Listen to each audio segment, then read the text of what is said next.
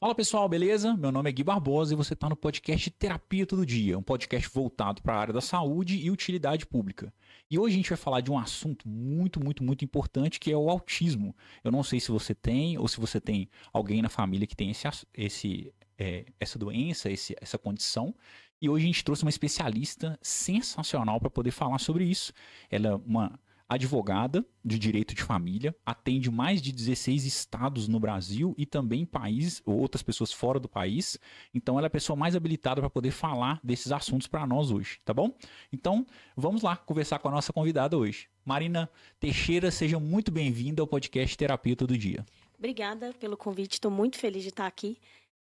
Eu acompanhei, né, Gui, você contando que você queria fazer um podcast para a área da saúde, acompanhei toda essa construção e aqui estamos para falar de direito. Eu até fiz um post agora, porque direito também é área da saúde, né? Ah, maravilha. Falando de autismo, com certeza. Mas antes, o podcast tem um presentinho para você. Um brownie. Espero que você Muito goste. Obrigada. Doce é sempre bom para adoçar a vida, né? Não é? Muito obrigada, viu, Gui? Bacana demais. Você me deu desse de aniversário e ele estava ótimo. Ah, que maravilha. Marina, o pessoal ainda não te conhece, né? Então, fala um pouquinho de você e por que direito? Por que a área do direito? Seu nome e seu bairro, né? Bom, meu nome é Marina, eu sou advogada, sou especialista em direito de família. Eu trabalho com muitas crianças, né? E principalmente, assim, eu costumo brincar que às vezes, né, o casal tá ali se separando, casamento nem sempre é fácil. Às vezes eu te mando uns que não estão muito querendo separar, né, pra gente reconstruir aí. Mas o fato é que quando o casal tem ali uma criança dentro do espectro autista, os desafios são muito maiores, né? E estamos aqui hoje para poder falar de todos os direitos que as crianças têm e que a gente tem que sempre correr atrás dos nossos direitos, né? Mas eu tenho um escritório especializado em direito de família, eu tenho mais de 10 anos de carreira, eu tenho mais de 1.000 processos ativos na minha OAB, eu tenho 10 colaboradores hoje e direito é porque direito muda vidas. E eu costumo falar com a minha filha, né? Minha filha tem 3 anos, ela fala assim, você vai trabalhar? Aí eu falo, eu vou. Ela, por quê? Eu falo, porque eu ajudo pessoas. E aí, esses dias ela falou assim, quando eu crescer eu vou poder ajudar pessoas? Eu falo, vai poder ajudar pessoas, né? De qualquer âmbito, né? Mas a gente ajuda pessoas. É muito bom essa frase de campo morfogenética, né? A filha já aprendendo com a mãe ali bons valores, né? Porque assim, muita gente, né, fala assim, eu tenho que trabalhar para comprar seus brinquedos. Não, isso não é verdade, né? Porque eu já trabalhava antes, né? Então, sim. Eu falo com ela, não, eu ajudo pessoas, eu gosto de trabalhar. E ela fala, então eu vou trabalhar para ajudar pessoas, isso aí. Marina, o que clicou assim? Qual foi o momento onde você falou assim, cara, eu tenho que saber mais sobre essa área para poder atuar com o direito do autista? O que despertou? Foi uma família que você atendeu que tinha essa condição? É alguém na sua família? Como que surgiu isso para você? Bom, o que acontece? Eu comecei a minha carreira de advogada igual todos os advogados, que é a gente ser generalista. Então a gente forma na faculdade e a gente aprende todas as áreas. A gente aprende tributário, trabalhista, civil, família, contratos, né? Então a gente vira generalista. E aí, com a minha caminhada, primeiro, assim que eu formei, né, passou um tempo, eu era generalista, eu fazia audiência trabalhista, né? Hoje em dia eu não sei nem onde que fica o fórum trabalhista, porque eu acabei me especializando. E aí eu comecei a minha caminhada. E aí eu fiz uma pós-graduação em Direito de Família, depois eu fiz uma pós-graduação em Direito Sistêmico. E assim, eu tenho 10 anos de carreira e eu tenho 7 anos que eu advogo para uma clínica de autismo. Ah, que legal. E eu acompanhei elas, eu fiz uma reunião até na semana passada com elas, desde quando eram só as 3 sócias como autônomas. Elas eram até separadas, sabe? É uma TO, uma psicóloga e uma fono. E aí elas foram crescendo e aí eu acompanho, né, todo esse crescimento delas desde então. E eu fui me apaixonando mesmo por essa área, assim, sabe? Porque você vai lá na clínica delas e elas respiram, sabe? Amor, carinho. A gente fez uma roda de conversa um dia com os pais lá, sabe? Foi super agradável. E desde então eu venho estudando sobre o tema e crescendo com elas. Hoje, na minha carteira de clientes, eu tenho 3 clínicas que atendem só autista, só criança dentro do espectro autista. Então, assim, né, eu fui me aprimorando na jornada e fui me apaixonando por essa área também. Sensacional.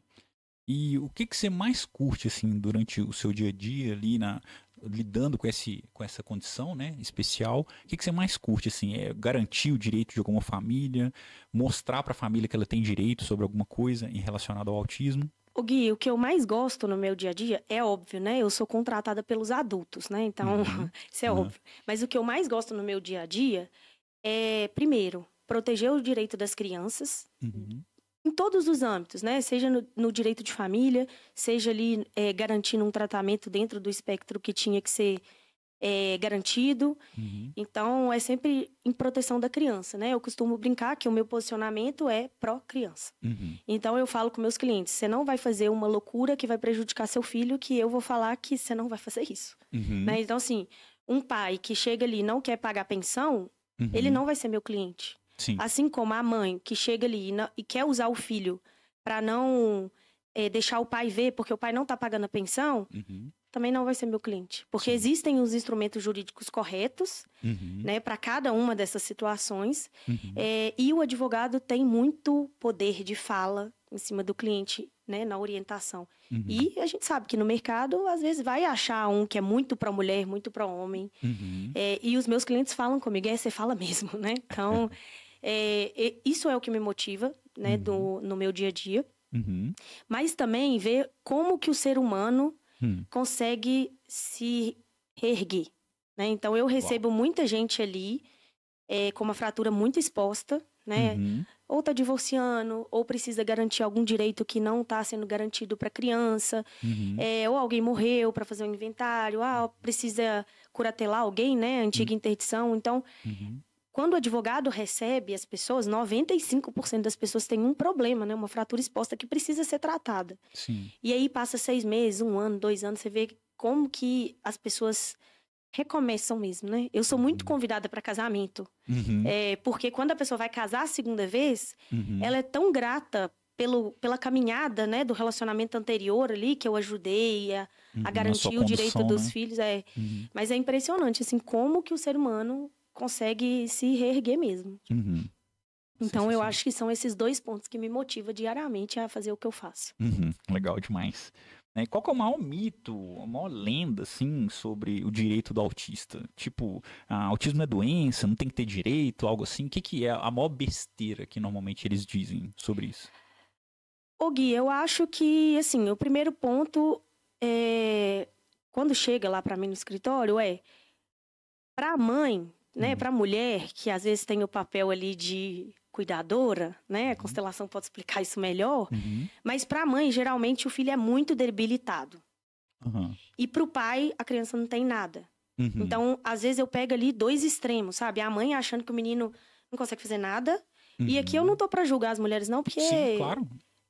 Eu sou mulher, tem lugar de fala, né? Então, a gente é super protetora mesmo. Então, e o pai que acha que a criança não tem nada. Não tem nada, não precisa de tratamento, sabe? E a mãe que precisa de todos os tratamentos, entendeu? Então, eu pego ali muitos extremos, sabe? Então, eu acho que, não que seja um mito, né? Mas que são os extremos, a distorção, sabe? Aí eu falo assim, tá, mas é o profissional que vai tratar a criança que precisa falar qual que é o grau, né?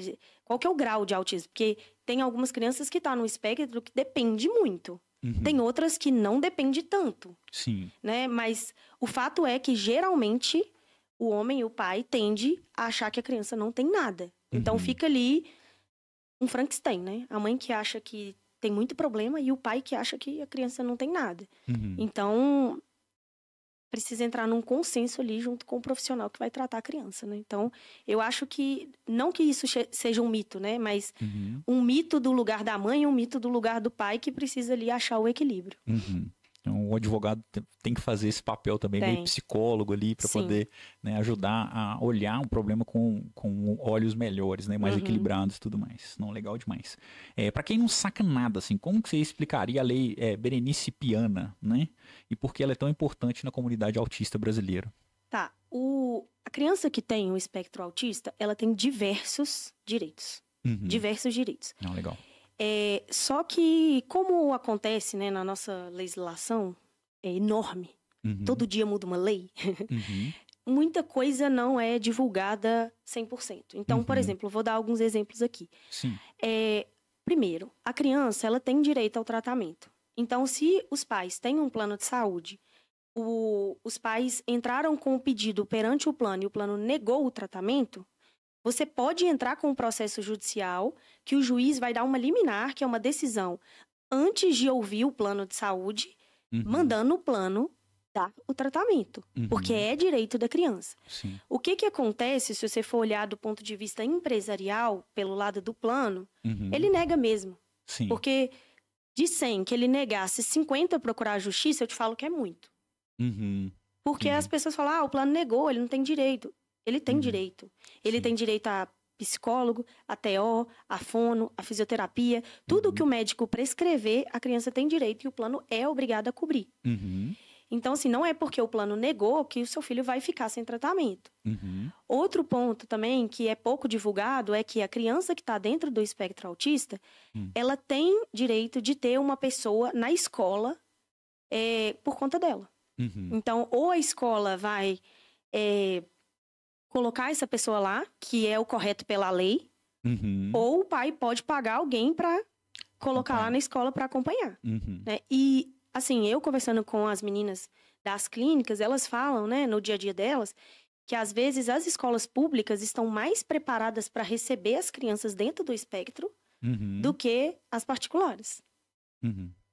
Caraca, então a escola pública está mais preparada pro autismo? Porque elas cumprem essa lei de colocar o atendente por conta das crianças que têm mais dificuldade dentro do espectro. Geralmente, né, as escolas públicas, elas trabalham muito inclusão, porque a escola pública não pode negar. Sim. Né? A escola particular não pode negar, mas ela coloca uma prova que a criança não consegue passar. Né? Entendi, então, já gera uma sabotagem ali para poder não acontecer. Sim, né? Então são diversas, né, direito. Tem direito de ter estacionamento prioritário, fila prioritária. Hoje já está um pouco mais divulgado, né? Você vê aquele símbolozinho como se fosse a gravatinha ali do autismo, coloridinho. Mas são diversos direitos, assim, que precisa ser divulgado mesmo, né? Como que o direito enxerga o autismo, né? Por que ele é importante ser classificado como uma necessidade especial? Como que o direito enxerga esse acometimento? O Gui, o que acontece? A criança que está dentro do espectro, às vezes ela vai ser dependente pro resto da vida. Né? Então, ela precisa, sim, né, ter todas as garantias que... E assim, a gente como pai, né, eu acho que até a constelação fala um pouco disso, a gente como pai... A gente quer que o nosso filho seja independente. Porque na teoria da vida, a gente vai morrer antes. E uma das preocupações muito fortes dos pais, né, das crianças dentro do espectro na minha ausência, quem vai cuidar delas? Sensacional. Então, o direito, ele protege isso. E aí, se a criança é 100% dependente, à medida que ela vai crescendo, você tem que curatelar, se ela não tiver uma capacidade. Aí, só trazendo um parêntese, porque é o seguinte, existem diversos graus de autismo. Então, você pode estar dentro do espectro muito ou pouco, né? Então, tem criança, né? Eles falam que o próprio Messi tá dentro do espectro, né? Não sei se isso é fake news, se é verdade. Mas tem muita gente que tá dentro do espectro que tem independência. Não necessariamente porque você teve um diagnóstico dentro do espectro autista que você vai ser incapacitado. Não é isso que eu tô falando. Sim. Mas existem crianças que estão dentro do espectro que vão ser dependentes, sim. E aí, o que a gente precisa fazer? Ela é incapaz, é uma criança incapaz. Quando ela atinge a maioridade, os 18 anos, porque até 18 anos, os pais têm a guarda e etc. Quando ela faz 18 anos, todas as crianças são donas do próprio nariz. Então, elas não são mais crianças, elas são adultas. Se a gente tem uma pessoa que atingiu a maioridade e não tem capacidade, precisa ser curatelada. O que é isso? É a mãe ou o pai mostrar que ela é dependente.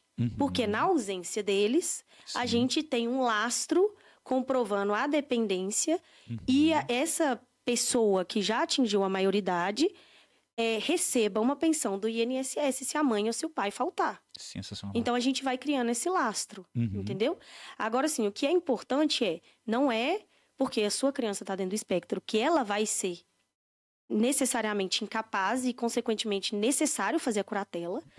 Até porque a nova lei, né, das pessoas com deficiência fala isso, não é porque você tem algum tipo de deficiência que você vai ser incapaz, mas se for detectado por um atestado médico com o CID da doença, mostrando a incapacidade da pessoa, e aí vale para todas as doenças, é necessário curatelar. Para quê? Para provar o lastro e ficar com a pensão mesmo depois de maior de idade. Né? Então, o direito, ele tutela. Só que a gente tem que buscar os nossos direitos. Agora, os pais das crianças dentro do espectro, eles costumam estudar muito. Então, são pais que geralmente sabem sobre os seus direitos. Sensacional. Você tem algum caso assim que você atendeu que a pessoa depois de 18 anos precisou manter essa assistência financeira e também cuidados de outras pessoas? Tem. O que acontece? Pra gente curatelar, a gente precisa do laudo do médico falando essa pessoa é incapaz com o CID da doença. Sim. Então ele é dentro do espectro no grau máximo. A gente entra com o processo de curatela, a gente consegue uma liminar com o laudo, e aí esse procedimento ele vale para todas as doenças, inclusive Alzheimer, doença incapacitante, demência, tudo. O juiz analisa e dentro desse processo tem um estudo social para comprovar que realmente não tem capacidade. E aí depois, quando o pai ou a mãe falece, você vai lá no INSS, né? Quem for ficar responsável pela pessoa vai lá no INSS e geralmente o INSS mantém a pensão. Não manteve, tem que judicializar no previdenciário. Mas quando a gente consegue fazer esse lastro, é tudo mais tranquilo. Sim. Como que o direito vê essa questão do diagnóstico precoce, assim? Isso é muito importante, não é importante? Independente da época do diagnóstico, a criança vai ter direito, não vai? Ou, se diagnosticou com 5 anos de idade, vai ter mais direitos ou tem melhores condições? Como que isso funciona? Gui, o que acontece? O direito, ele garante o tratamento para todo mundo, independente da idade que for diagnosticado. Né? Então, ele garante esse tratamento. Porém, o direito entende que, quanto antes iniciar o tratamento, maior as chances de tratamento e independência dessa criança. Então, o direito garante isso. O quanto antes... Como que funciona num processo judicial, né? Se precisar judicializar. A gente precisa do laudo do médico falando que ele está dentro do espectro e quais são os tratamentos que ele precisa. Então, coloca lá, sei lá, 20 horas de TO, 20 horas de fono, 20 horas de... ou 30 horas ou 40 horas. E aí o juiz manda o plano de saúde garantir esse tratamento. Eu não tenho plano. Tá, então você tem o tratamento pelo SUS. E aí o juiz manda garantir esse tratamento. O plano de saúde descumpriu. Ele vai bloquear dinheiro do plano de saúde para fazer aonde o pai ou a mãe querem fazer. Nossa, sensacional. Sensacional. Mas o direito entende que quanto antes iniciar, melhor. Já teve algum problema no sistema público de saúde sobre o acesso a esse tipo de tratamento? Você precisou intervir, por exemplo, ou isso é tranquilo, já está previsto? Não, isso é tranquilo, assim, o que chega mais lá no escritório, até porque, assim, né, eu advogo para 3 clínicas, né, de espectro autista, assim, é mais contra o plano de saúde, que o plano nega. Sim. Só que hoje está muito mais evoluído do que há 5 anos atrás, 10 anos atrás, que negava e ficava por isso mesmo, né? Hoje já está muito mais evoluído essa jurisprudência que a gente fala, né? Essas decisões judiciais. Porque pensa pela cabeça do juiz, ele não vai assumir a consequência de negar um tratamento. Então, ele garante o tratamento no processo e, se precisar... Primeiro, ele manda o plano de saúde cumprir. O plano de saúde não cumpriu. Aí, ele bloqueia dinheiro. Só que os planos de saúde, eles estão entendendo hoje em dia que eles precisam garantir, senão eles vão ter sanção judicial. E aí, tem alguns planos que já colocaram clínicas especializadas dentro do plano de saúde. Entendeu? Sim. Tem uma das clínicas que eu atendo, que a clínica é credenciada pela Unimed e todos os pacientes dessa clínica são da Unimed. Então, eu falo com a minha cliente assim, o seu cliente não é a criança, você atende a criança, mas seu cliente é a Unimed. Porque não é o pai que paga a clínica, é a Unimed que paga a clínica. Entendeu? A clínica dela é paga pela Unimed. Uhum. Então, os planos já estão entendendo essa dimensão e que isso precisa ser garantido. Então, tem alguns que já estão fazendo até clínica particular de tratamento, entendeu? O plano de saúde X é na clínica X e é a clínica que garante ali. Então, assim, já estão evoluindo nesse sentido. Agora, se o plano de saúde não tem essa clínica e ele está negando, precisa entrar com o processo judicial, você recebe em dinheiro e você paga a clínica que é da sua confiança. Com aquele dinheiro que penhorou ali no processo. O plano de saúde de um autista é mais caro do que o plano de saúde normal? Isso pode, isso não pode? Como que é isso? Ô Gui, como é criança, você contrata o plano e às vezes você não tem nenhum diagnóstico. Né? Então, você continua pagando ali o que você está pagando. Sim. Né? Então, aquilo que foi contratado, na né? teoria, na teoria não. Sim. Não é mais caro, né? A criança que está dentro do espectro custa mais para o plano. Mas é um contrato, né? Então, se eu tenho uma filha que não tem espectro e um filho que está no espectro, tem que ser o mesmo preço. Pela idade, pela contratação, né? Porque geralmente quando você contrata o plano, você nem sabe que você está dentro do espectro. Né? Então, na teoria é que não pode. Entendi. Marina, a gente falou um pouquinho de inclusão escolar, né? E é fundamental para a criança ganhar autonomia, ganhar expertise, ganhar repertório para poder viver sozinha, fazer funcionar ali, né? Você falou que tem desafios dos pais, que algumas escolas não estão preparadas para isso. Vamos elaborar um pouquinho mais esse plano? Essa pergunta, assim, que é possível? Por exemplo, o pai e a mãe não tem dinheiro para poder pagar uma pessoa para ir, uma pessoa especializada. A mãe ou o pai pode ir no horário letivo da criança? Isso vira uma obrigação da escola quando os pais não têm condição de pagar? Como que fica Gui, isso? Pela lei, é a escola que tem que garantir esse profissional. Pela lei é isso, tá? Só que, pelo que eu acompanho com as clínicas que eu tenho, a escola pública está mais preparada. Sim. Porque a escola particular, ela coloca um atendente, até por causa de custo, né? Se você for pensar pelo âmbito empresarial. Sim. Então, às vezes, ela coloca um atendente para várias crianças, um atendente que não dá conta de todas. Então, quando eu converso com as minhas clientes, né, que estão mais ali à frente com os pais, a escola pública está mais preparada, porque ela já tem esse profissional que muitas vezes é concursado, já está ali à disposição das crianças, né, dos pais. E aí elas falam que às vezes elas orientam a ir para a escola pública, porque lá já tem esse profissional. Mas a lei garante que tem que ter esse profissional. A gente tem mais problema com escola particular do que pública. Só que qual que é a grande questão? Tem esse direito, mas os pais não querem processar a escola. Por quê? Eu não tenho processo contra a escola. Porque eles falam comigo assim, é quem cuida do meu filho. Eu não posso me indispor com quem cuida do meu filho. Então, ou eles não processam, ou eles trocam de escola. Mas eu não tenho processo contra a escola por causa disso.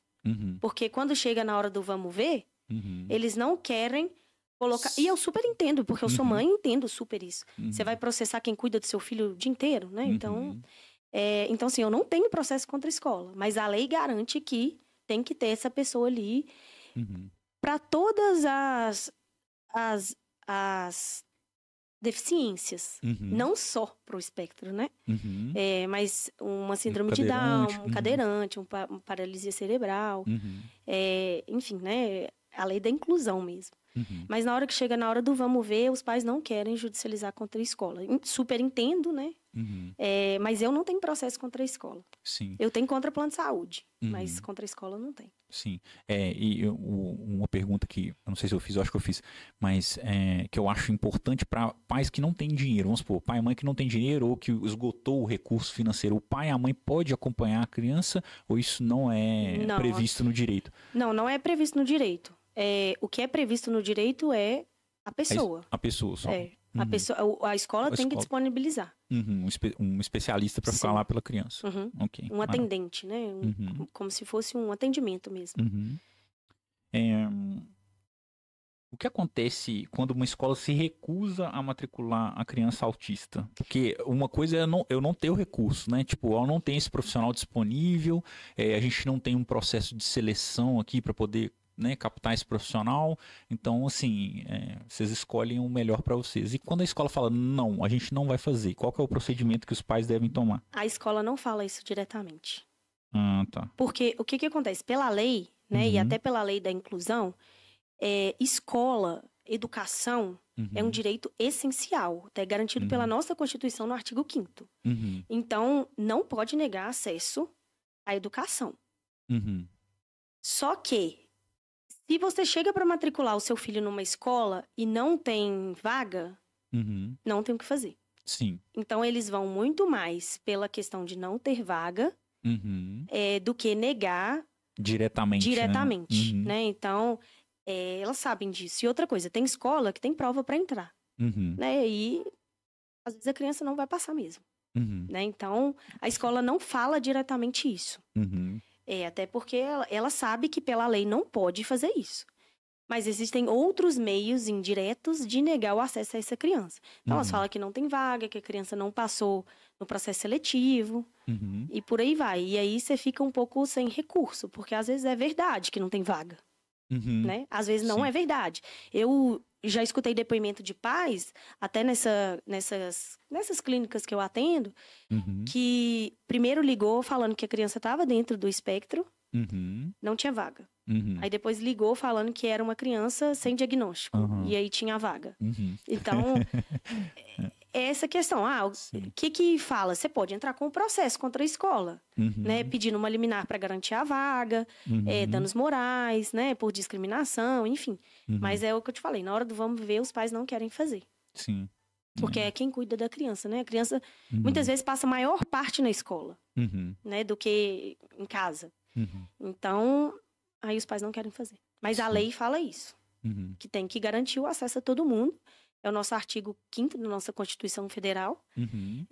Mas, às vezes, eles falam, não tem vaga, não passou na prova. Sim. Né? Então, assim, diretamente de falar, não quero essa criança aqui, eu nunca vi. Mas indiretamente, sim. Até porque vai estar cometendo um crime, né? Então, a galera vai fugir disso aí, né? Sim. A gente falou bastante sobre escola e sobre outros tratamentos de saúde, assim. Quais direitos de tratamentos, exames o autista tem direito, assim? O plano de saúde tem que cobrir absolutamente todos os tratamentos? Tem alguns que eles não precisam? Como que é isso? Todos os tratamentos que são prescritos por um médico, o plano de saúde é obrigado a cumprir. Então, TO, fono, psicólogo, fisioterapia, é obrigado. O médico deu esse laudo, o plano de saúde é obrigado a cumprir. Eles não podem negar. Então, é obrigado. Sim, bacana. Assim, né? A gente está falando muito de plano de saúde porque acaba indo para o judiciário muito contra o plano. Porque, pela perspectiva empresarial, o plano costuma negar e aí tem que judicializar, né? Agora, a mesma regra vale para o SUS, né? Só que o SUS, eles negam menos. Bem menos, né? Você vai lá, você agenda, pode até demorar, mas a sua criança fica em tratamento. Porque não tem uma perspectiva empresarial pelo SUS, né? Então, acaba tendo acesso. Sim. Pode demorar mais, né? Porque serviço público, enfim, tem que dar acesso para todo mundo, mas bem menos. Eles não costumam negar. Sim. Tem um tratamento aqui que é mais específico, né, que é a análise de comportamento aplicada, é muito discutido, né? Ela é um direito, ela é a parte, se o médico não prescrever, não é um direito. Você falou que tem que ser prescrito pelo médico, né, para ser um direito. Mas e se os pais descobrirem isso? Você falou que os pais dos autistas são estudiosos, são pessoas dedicadas. E se os pais descobrirem e quiserem um tratamento, eles têm direito, não têm? O que acontece? Para ir para o judiciário, não é só o pai ou a mãe querer. Tem que passar por uma avaliação médica e o médico falar que precisa fazer tal tratamento. Que tal tratamento é bom para a criança. Entendi. Se tiver no laudo médico, o judiciário tende a garantir. Sim. Agora, se não tiver no laudo médico, é mais difícil. Porque foi sobre a orientação de quem? Ah, entendi. Entendeu? Aí fica como se fosse uma manipulação para fazer o que a pessoa quer, né? Não necessariamente uma necessidade. E assim, quando a gente vai para um processo, o que é importante? O laudo médico, então o médico fala o que precisa, e algumas famílias já têm até o laudo complementar ao médico. Então, por exemplo, ele pede laudo psicólogo, já levou num psicólogo, o psicólogo fala o que precisa fazer. Entendeu? Como se fosse não, é o laudo médico mais o complementar do profissional especialista.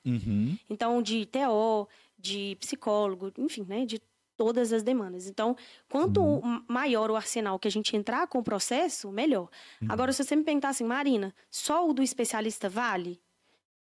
Para o judiciário tem que ter o laudo médico. Entendeu? Tem que ter um CRM ali. Tá. Então, porque o juiz precisa tomar uma decisão sem ouvir a outra parte. Entendi. Entendeu? Então, quanto mais robusto for a documentação, melhor. Entendi. Então, o médico é o mais habilitado, nesse caso, a dar o diagnóstico, e mesmo que o psicólogo tenha feito isso com brilhantismo também, o dele não é tão válido quanto o do médico, né? Então, o dele é complementar ao do médico. Entendeu? Então, o primeiro passo é ir no médico. É ir no médico. E assim, o médico, quanto mais especialista, melhor, né? Então, assim, o judiciário aceita o do clínico geral? Aceita. Mas se você for num especialista de espectro autista, é melhor ainda, até para o seu filho, até para o tratamento, né? Mas assim, o judiciário aceita o de um clínico geral. Bacana. E a gente falou a gente falou da escola, a gente falou de tratamentos com especialistas e sobre medicação, né? Se o autista precisa de alguma medicação, ela é garantida pelo SUS, ela deve ser garantida pelo plano de saúde também. Como que funciona a questão de medicamento? Mesma coisa. Medicamento de alto custo, a gente costuma entrar contra o SUS. Porque o Estado é obrigado a garantir. O plano de saúde não é obrigado a garantir medicamento. Então, por exemplo, eu tenho plano, eu não compro medicamento pelo plano. Eu trato pelo plano. Sim. Então, medicamento de alto custo, seja de qual for, geralmente entra contra o SUS. Sim. E aí você judicializa contra o SUS, porque o Estado é obrigado a garantir saúde e bem-estar a todos os cidadãos, né? Isso também está na nossa Constituição. Sim. Então, medicamento de alto custo, seja qual for, se é de espectro, se é qualquer outra coisa, geralmente entra contra o SUS, contra o Estado, para que o Estado garanta também. Sensacional. A gente vê muitas famílias lutando, né, para o tratamento, e tratamentos que não são oferecidos muitas vezes pelo SUS, que igual você falou, às vezes tem umas negativas pelo plano de saúde.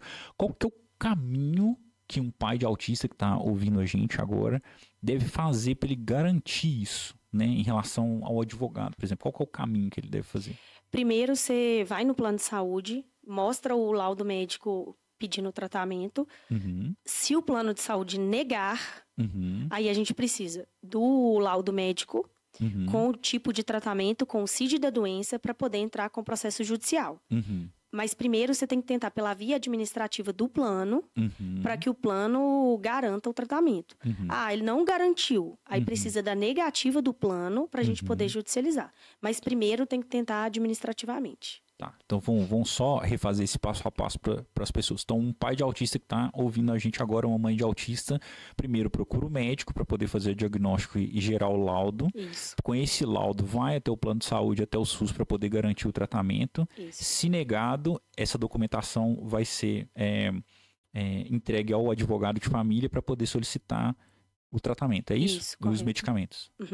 Correto. Sensacional, sensacional. Mas primeiro a gente tem que tentar perante o plano. Porque se a gente entra sem tentar, primeiro, administrativamente, sem judicializar, o juiz fala assim, mas você nem tentou, o plano nem negou. Tá. Então, tem que tentar primeiro sem processo judicial. A gente só judicializa se houver a negativa. E tem muita negativa, tá?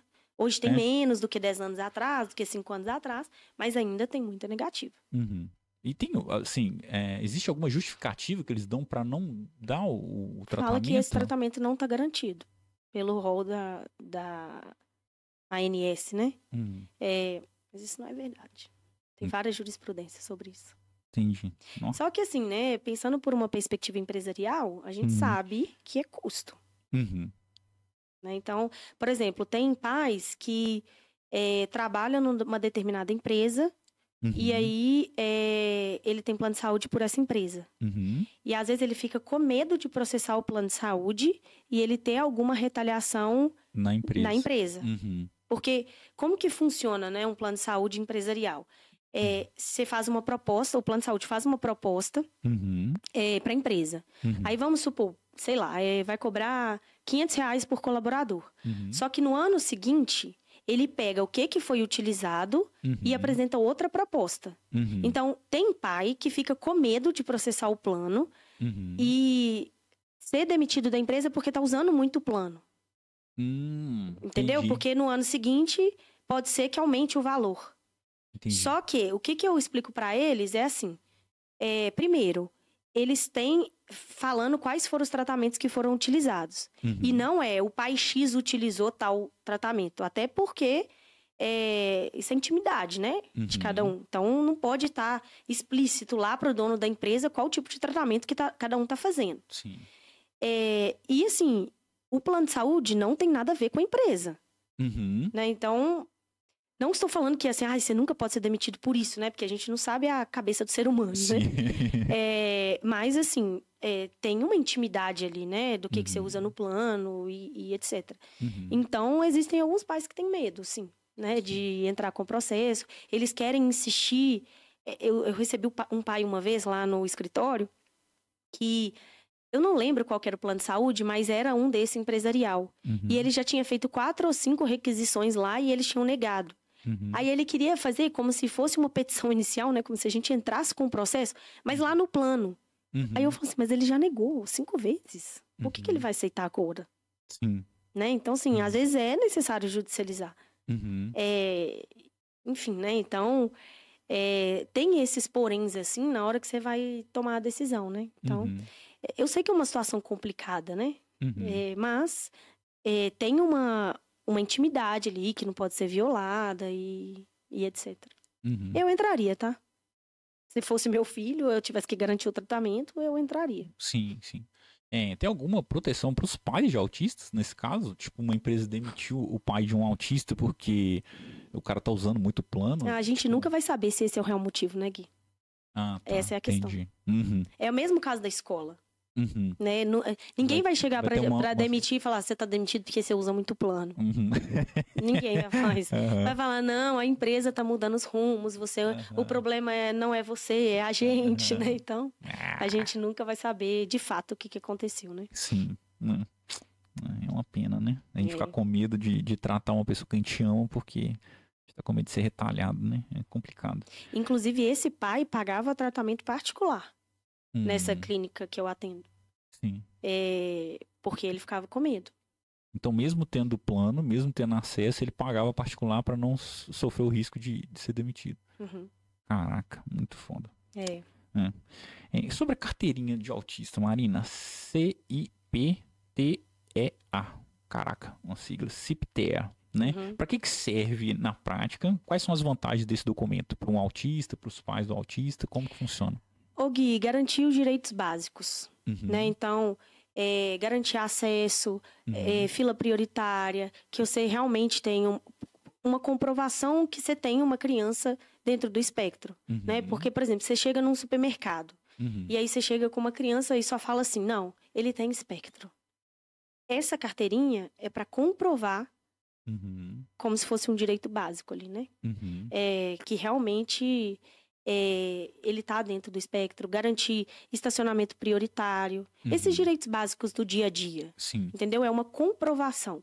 Olha só, veio um caso aqui na minha cabeça, que quando lactante também tem direito a prioridades, né? Então, fila prioritária, e aí eu lembro que eu estava no supermercado, eu amamentava, e aí a mulher falou comigo assim, não, mas você tem que ter a declaração de lactante. Oi? Eu falei, Jesus amado. Então, a criança pendurada no seio ali. Então, às vezes a sociedade chega nos pontos extremos, né? Então, assim, para garantir uma prova, né? Porque, assim, a gente sabe também, Guilherme, que tem gente que tem um filho que não tá dentro do espectro, que fala que tá dentro do espectro para poder garantir esses 2 minutos de aceleração da fila de um supermercado. E aí pega a criança e fala. Então, assim, a gente sabe que o ser humano faz isso. Sim. Então, a gente tem essa carteirinha que é um documento que comprova para garantir os direitos básicos. Né? Se tem a fitinha, né? Que você pode andar mostrando ali que a criança tá dentro do espectro, que às vezes a gente sabe, né? Que as crianças que estão dentro do espectro fazem coisas que outras crianças não fariam, né? E os pais ficam muito incomodados ali, né? Eu tava escutando um depoimento de uma mãe outro dia, que ela tava na fila do hospital e tinha, sei lá, tinha 10 cadeiras. Aí 9 estavam vazias e uma tava com a mulher sentada. E a filha dela queria sentar nessa uma que a mulher tava sentada. Né? E a mãe contando o depoimento dela, que ela super constrangida, porque o filho dela parou em frente à mulher e ficou olhando para a mulher. Né? Então, assim, se você identifica a criança, as pessoas tendem a ser um pouco mais tolerantes. Claro, claro. Né? Então, é importante que a gente tenha esses pontos, né, da carteirinha, da fitinha, para mostrar mesmo que não é que é uma criança mal educada, sabe, que ela tá fazendo alguma coisa. Não, Sim. né? É um grau de debilidade mesmo ali, né? E a mãe me contando isso, super sem graça, sabe? Falando assim, nossa, Marina, eu não sei o que eu fazia. Aí eu falei assim, mas por que você não conversou com a mulher que estava sentada? Não, porque eu fiquei muito sem graça e não sei o quê. Mas graças a Deus, logo depois o médico chamou essa mulher e meu filho sentou na cadeira. Né? Então, é importante que tenha mesmo, né? Essas identificações mesmo pra gente... até pelo constrangimento que os pais às vezes passam, né? Infelizmente. Então, só pra gente fazer um resumo pra galera também ter isso claro, a carteirinha, então, é um documento igual a identidade? Sim. Isso. E a fitinha, tem algum outro? Não. Não? Não. Assim, né? Tem pais que andam com atestado dentro da bolsa, né? Mas, assim, esses documentos suprem bastante coisa. O que acontece se a pessoa ferir esse direito de estacionamento prioritário, né, de atendimento prioritário para o autista? Como que a gente recorre em relação a isso? Né? Sei lá, tô no hospital, tô sei lá, no banco, em qualquer lugar e, tipo, estão passando gente na frente, mas tem um autista lá precisando de tratamento porque tá, às vezes, né, numa crise, né? Como é que funciona isso? Crianças que estão dentro do espectro autista, eles têm prioridade. Então, quando vai retirar a senha ali, você tem que retirar a senha de prioridade, né? E aí a empresa é obrigada a garantir isso, né? Não tá garantindo, Marina, o que eu posso fazer? A gente sempre pode entrar com processo, né? Pedindo danos morais, danos materiais, se houve algum custo adicional ali, a gente sempre pode entrar com processo. O fato é que a gente é assim, né? Se alguma empresa desrespeitou, você tende a brigar ali na hora para poder garantir o direito, mas você não leva isso para frente, né? Mas judicializar, pode. Como faz isso? Não. Nem a gente faz, né? Sim, tô com uma criança de colo. O custo disso vai ser alto, né? Não só financeiro, mas de energia. Exatamente. Mas assim, é prioridade. Tem prioridade, né? E aí com a carteirinha, com a fitinha...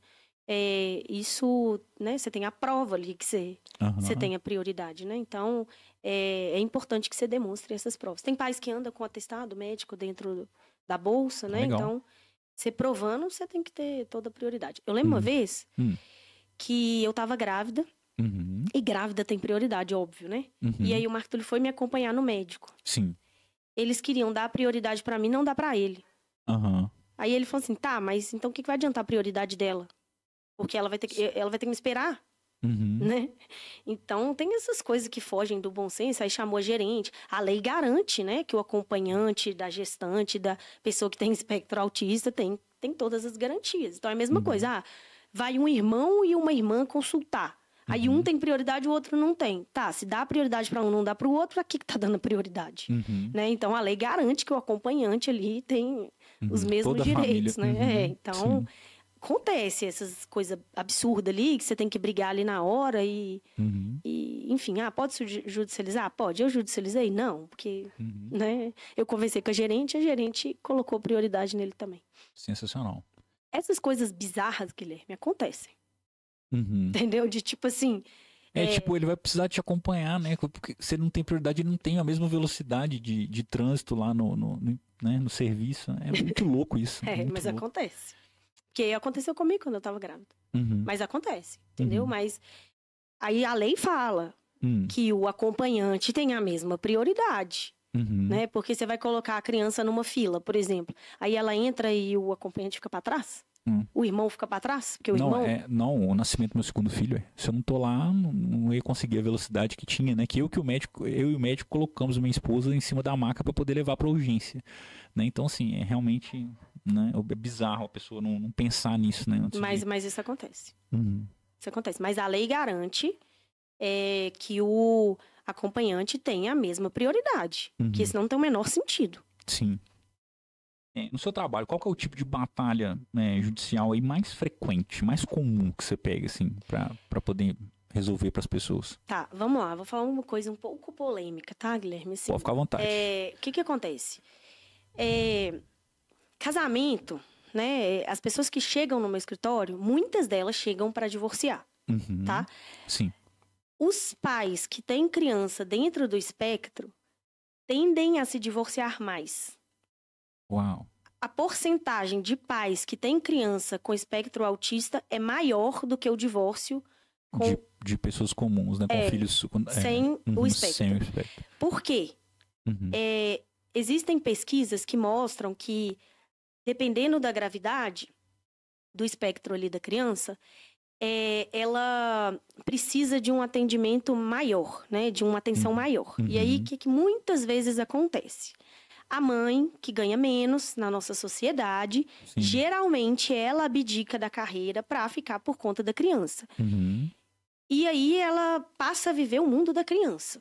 E às vezes deixa o casamento de lado. Sim. E aí ela não tem uma renda, ela vive 100% por conta da criança. Às vezes o pai não reconhece o grau de necessidade que tem na criança. E aí o casamento desanda. Sim. E aí existem pesquisas que mostram que o casamento de crianças, de pais de crianças dentro do espectro, duram menos do que quando não está dentro do espectro. É triste demais falar isso, mas isso é estatística. Sim. Porque demonstra que às vezes a mãe vive dentro daquele universo, abdica da carreira, a vida da mãe passa a ser o tratamento da criança. Pelo fato, né, existem vários motivos das mulheres ganharem menos, nem vou entrar aqui, mas é elas que abdicam da carreira e o pai fica mais trabalhando, então o casamento tende a durar menos. E aí, quando chega lá no meu escritório, eles já chegam para divorciar. E nesse cenário, para a mãe, eles são muito dependentes, para o pai a criança não tem nada. Porque não é ele que acompanha, às vezes, o tratamento da criança. Né? Então, tem todo um contexto. Né? Então, que precisa ser analisado. E aí, o que eu costumo falar é óbvio que quem vai ficar com o domicílio da criança tem direito de receber pensão. Então, se é a mãe que vai ficar com o domicílio, o pai é obrigado a pagar a pensão. Se ficar com o pai, a mãe é obrigada a pagar a pensão. Né? Eu tô te falando assim, o que é um contexto mais comum? Né? 85% dos domicílios de pessoas divorciadas de um modo geral são das mulheres. Então, tô falando o que é mais comum, mas eu tenho homens que ficam com os filhos. Né? Num contexto mais comum a mãe vai ficar com a criança, ela vai garantir o tratamento ali, mas o pai tem que pagar a pensão. Só que o que acontece? Aí eu vou falar para todo mundo, né? Sem ser só para crianças dentro do espectro. Como que funciona uma pensão? É necessidade de quem recebe, possibilidade de quem paga. Então, às vezes essa família tem só o salário do pai. E aí é possibilidade de quem paga. Então, assim, o filho custa 8 mil reais, mas o pai ganha 10. Tem possibilidade? Que agora são 2 casas, 2 aluguéis, 2 contas de luz, 2 contas de água.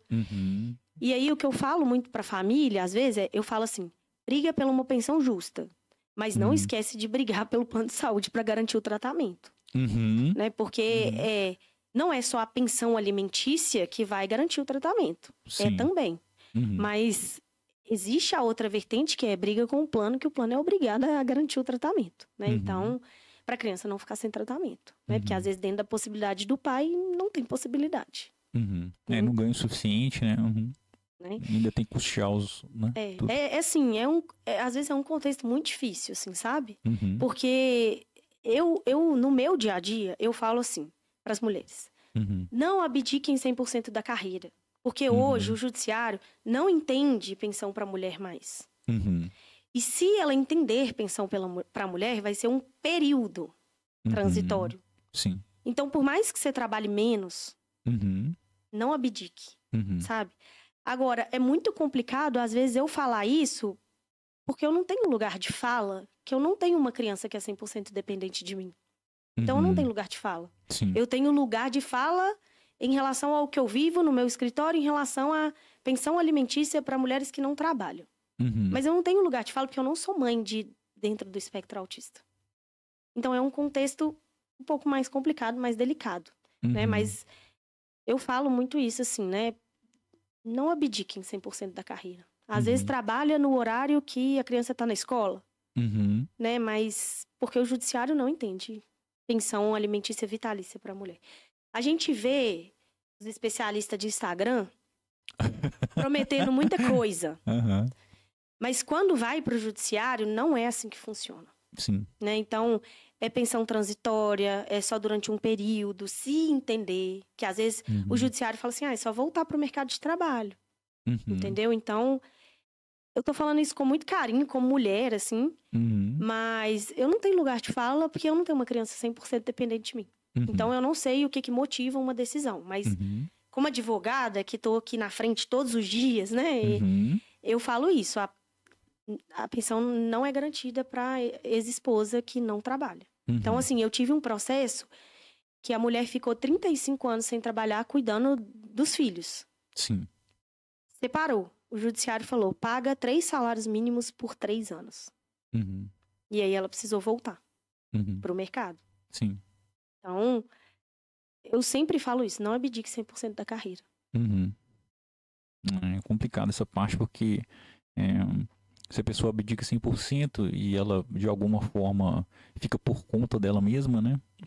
Ela não vai ter a expertise para poder voltar para o mercado com velocidade, para poder ter o ganho que é necessário para ela. Então, realmente é um assunto delicado, precisa ser visto com carinho, né? Sim. Inclusive antes de ter os filhos, né? Poder... Assim, Gui, hoje no TikTok tem uma onda de thread wife.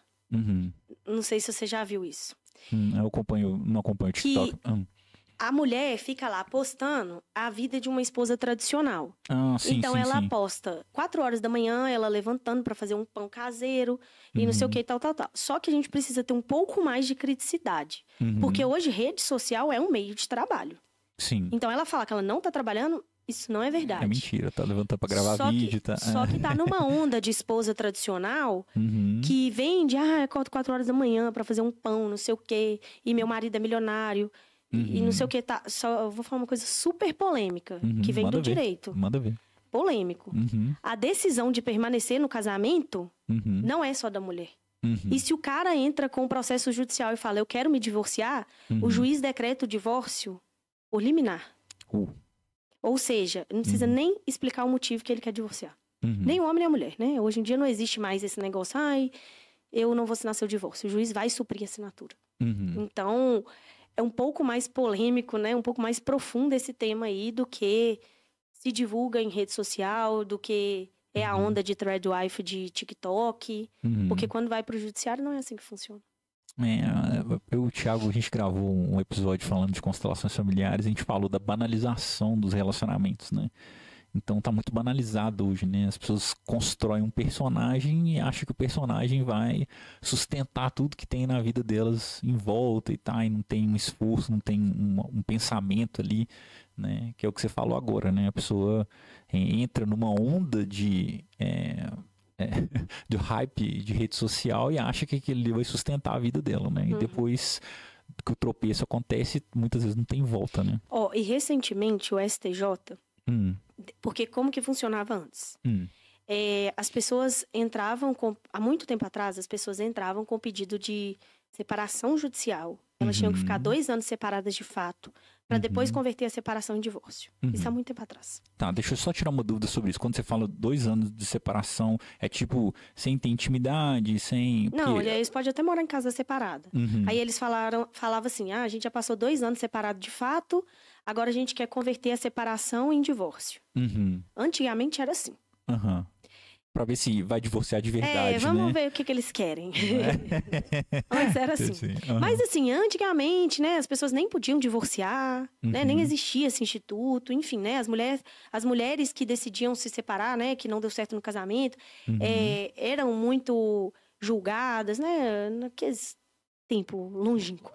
Depois houve essa lei da separação, em que as pessoas ficavam separadas 2 anos, depois convertiam em divórcio. Depois veio o divórcio direto. Então, como que funciona hoje no Brasil? Você não precisa ficar 2 anos. Se você casa hoje, você pode divorciar amanhã. Sim.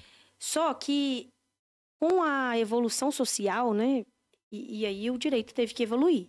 Então, hoje, o direito, a gente dependia de uma liminar do juiz para decretar o divórcio. Então, tinha juízes que entendiam pelo divórcio no início do processo, tinha juiz que falava assim, não, os dois têm que ser chamados para o processo, depois eu decreto o divórcio. Recentemente, o STJ falou assim, não, tem que decretar o divórcio somente se uma das partes querer.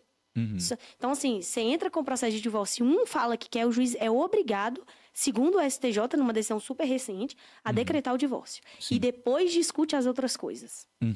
Então, enfim, né, eu falo muito isso porque é isso que eu vivo no meu dia a dia. Então, eu vejo muita coisa de abdicar da carreira, né, enfim, né, e aí depois o judiciário não entende por pensão para a mulher. Fala, não, ela tem que voltar para o mercado. Eu tô com um caso lá no escritório em que a mulher era estudante de medicina, casou com um médico, o cara falou com ela que ela não precisava estudar, saiu da faculdade e o judiciário não entendeu por pensão para ela porque ela é nova. E não adianta nem eu recorrer. Sim. Entendeu? Pensão para os filhos. Então, eu costumo falar isso. Mas, lembrando, né, o que a gente falou. Cada um sabe do seu contexto. Sim. Mas o fato é que quando vai para o judiciário, é assim que funciona. Você levantou uma bola muito legal e eu já quero fazer um convite para você, se você aceitar. Eu quero gravar um outro episódio com você falando sobre regime de bens. Bora. Você aceita? Aceito. Maravilha. Convite, eu amo esse tema, regime de casamento, né? Regime de bens. Porque eu falo que se a gente entendesse o que a gente assina antes do casamento, a gente teria muito menos litígios levados ao judiciário. Porque quando chega lá no meu escritório, a pessoa fala assim, mas isso aqui eu não acho justo. E o problema não é o regime de bens. O problema é porque você não entendeu o que você concordou. Marina, você está falando que casamento é um contrato? Sim. E quando vai para o judiciário, o juiz não leva em consideração o que é justo para você. Ele leva em consideração o que você assinou. Né? Então, eu falo, a nossa lei obriga que o advogado seja obrigatório no divórcio, mas se ele fosse obrigatório na hora do casamento, a gente teria menos litígios levados ao judiciário. Sensacional. Talvez seja uma proposta aí para levar, né? Então, assim, eu amo esse tema de regime de casamento, porque o problema não é, eu sou casado com comunhão, separação, não. O problema é que você não entendeu o que você assinou. Né? Então, lá no escritório tem problema tanto de todos os regimes, né? Porque as pessoas realmente não entendem o que elas assinam. Mas eu amo esse tema, o convite já está aceito. Tá? Maravilha. Qual foi o caso mais desafiador e o mais gratificante dentro desse assunto do autismo, assim, dentro da sua atuação como advogada que atende autistas? Ô Gui, eu acho que eu advogando para as clínicas mesmo. Porque eu tenho 3 clínicas, né, como eu te falei. E aí eu tenho que ver pela ótica empresarial o que pode dar problema, né, para os meus clientes, inclusive trabalhista.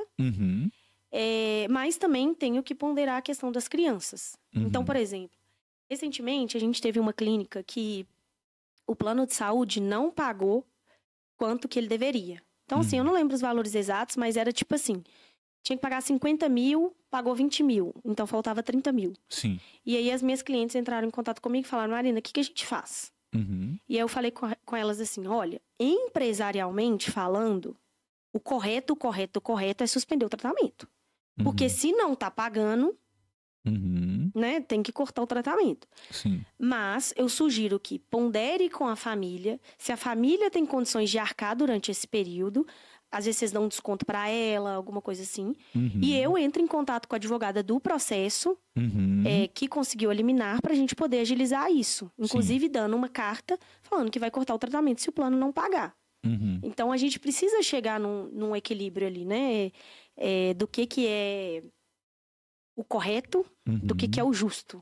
né? Então, e aí se eu falar com ela assim, não, mantenha o tratamento 100% do jeito que é e depois o plano não paga, é minha cliente que tem que entrar com ação de cobrança contra o plano.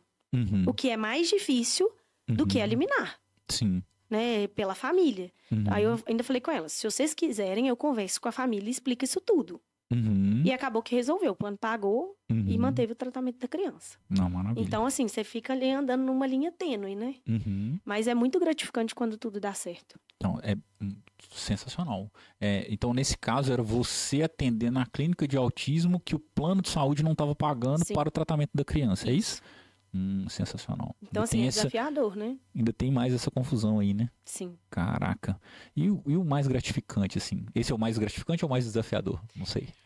Ai, Gui, não sei. Eu gosto tanto de advogar, sabe? Que nada é desafiador, né? Não, tudo é bom, né? Eu acho que é gratificante todos os dias, assim, sabe? Como eu te falei no início do podcast, assim, ver o tanto que as pessoas evoluem, garantir o direito da criança que não estava garantido, sabe? É muito gratificante, assim. Saiu uma decisão muito favorável para um cliente seu. Então, assim, eu acho que eu sou uma advogada raiz, sabe? Eu gosto de ir para audiência, eu gosto de garantir o direito ali, eu gosto de uma estratégia jurídica bem feita. Então, assim, eu acho que é muito gratificante meu dia a dia, assim.